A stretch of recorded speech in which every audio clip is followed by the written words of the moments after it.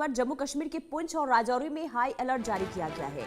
Border के पार 2 से 3 आतंकी दिखने के बाद अलर्ट जारी किया गया है और लगातार देखिए एलओसी पर आतंकी गतिविधि दिखने के बाद अलर्ट। पीओके के नेजापीर और निक्याल करेला में भी आतंकी को देखा गया। सुरक्षा बलों को अलर्ट पर इस वक्त रखा गया है। तो अलग अलग ये इलाके जहां पर आतंकी गतिविधियां देखी गई, इसके बाद हाई अलर्ट पर सुरक्षा बल जो है वो नजर आ रहे हैं।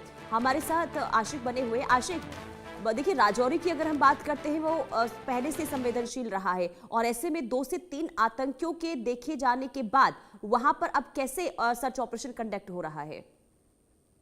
देखिए बिल्कुल, जिस तरह से सीमावर्ती इलाकों में काफी ज्यादा चौकसी जो है वो बढ़ा दी गई है और राजौरी हो, पुंछ हो, ये वो इलाके हैं जो सीमा से सटीक पड़ते हैं। तो यहाँ पर आतंकियों की मूवमेंट जो है अक्सर देखने को मिलती है, क्योंकि ये वही आतंकी है जो घुसपैठ करने की कोशिश करते हैं, लेकिन तमाम तर कोशिश जो है विफल बनाई जाती है। जिस तरह से अभी जो है एक और कोशिश पुंछ साइड से की गई है और लगातार अब जो है सुरक्षा एजेंसी ने इस पूरे एरिया का कॉर्डन किया है, क्योंकि कुछ संदिग्ध दिखे हैं, जिसके बाद अब सुरक्षा एजेंसी जो है वहां पर अलर्ट मोड पर नजर आ रही है। और ये भी खदशा जाहिर किया गया है कि कुछ आतंकी जो है वो कहीं इन्फिल्ट्रेट करने में सफल ना हुए हो, जिसके चलते ये ऑपरेशन जो है इस समय कंडक्ट किए जा रहे हैं।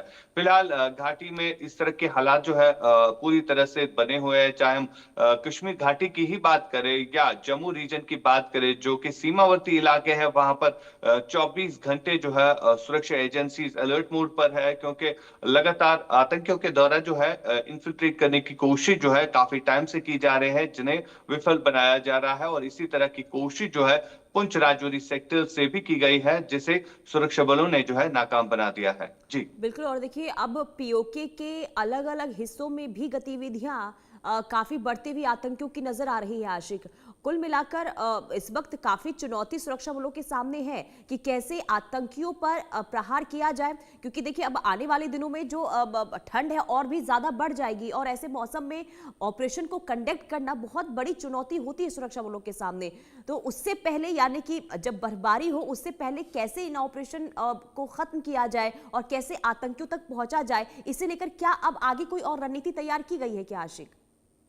देखिए बिल्कुल, अगर बर्फ होती है तो बर्फ के दौरान इन्फिल्ट्रेट करना जो है काफी मुश्किल रहता है इन आतंकियों के लिए। और सबसे बड़ी वजह यह है कि आज ही के मौसम को क्यों चुना जाता है, क्योंकि इस वक्त जो है पहाड़ों पर उतनी बर्फ नहीं है और आसानी से इंसान चल फिर सकता है, और जो धुंध छाई रहती है, तो इसी का फायदा जो है आतंकियों के द्वारा उठाने की कोशिश लगातार की जा रही है। और साथ ही साथ अगर हम पीओके के इलाकों की बात करें, जहां पर लगातार टेरर लॉन्चिंग पैड्स बने हुए हैं, क्योंकि ऑपरेशन सिंदूर के बाद ये ही टेरर लॉन्चिंग पैड जो है ध्वस्त हुए थे, जिन्हें नए सिरे से बनाया गया है और इनको एक्टिवेट किया गया है।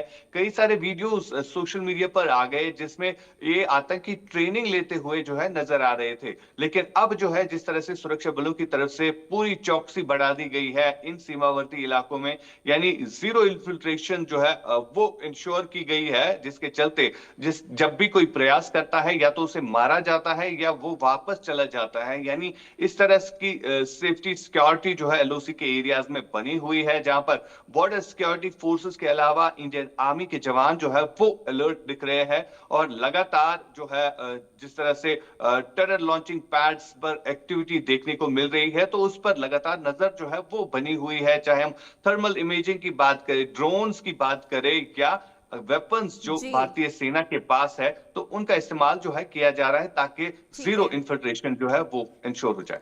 चलिए ठीक है आशिक, बहुत शुक्रिया आपका तमाम जानकारी